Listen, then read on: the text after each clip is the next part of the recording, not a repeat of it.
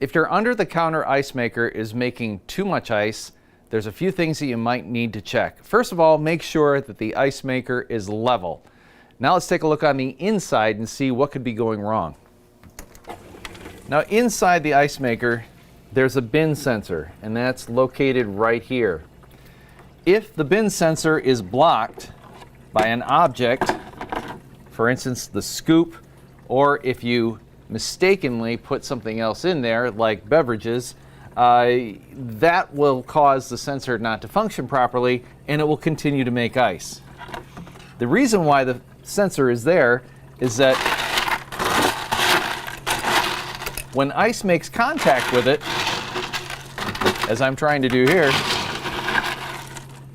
it will stop making ice.